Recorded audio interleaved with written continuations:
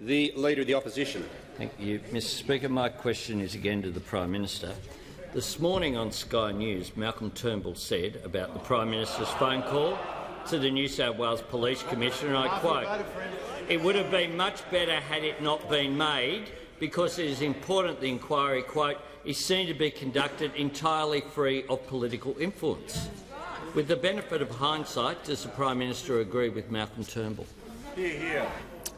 The Prime Minister has the call. Thank you, Mr Speaker. Well, only those who are in possession of all the facts in relation to this matter can make any real judgment about the call that I have made. Members on my left. As I said yesterday, I advised the House I was going to make the contact.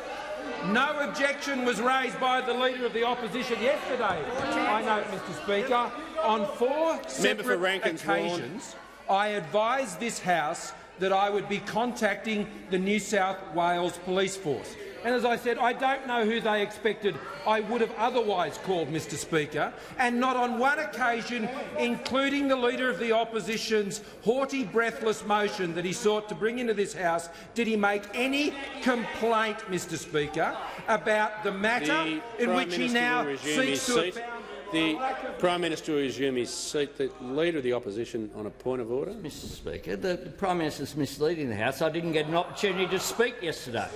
They gagged the debate. The Leader of the Opposition will resume his seat. I'm not going to have tit for tat on procedure.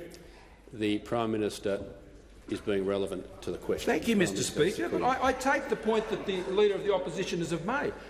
He could have asked me any question in relation to the 4 times that I raised this issue in the House. Not once. When he came to this dispatch box, Mr Speaker, and he moved a motion about my alleged conduct in this matter, not did any part of that motion, did it refer Prime to Minister this matter, pause for a second. Speaker? The member for Griffith will leave under Standing Order 94A.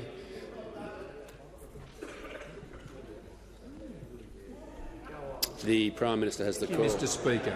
So, frankly, it's a bit rich today that the Leader of the Opposition this morning couldn't remember 4 occasions yesterday, 4 occasions, and he wants people to believe that he did not hear one of those references to the New South Wales Police. This morning, apparently I was speaking in another language, Mr Speaker, or I was maybe it was because of the din of the chamber and all the sort of breathless shouting from those on the other side that he failed to hear, Mr Speaker.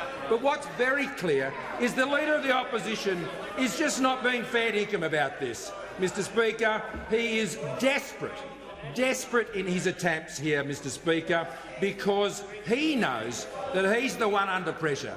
He knows he's the one, Mr Speaker, who comes into this place with trumped-up claims because at the end of the day he's got nothing.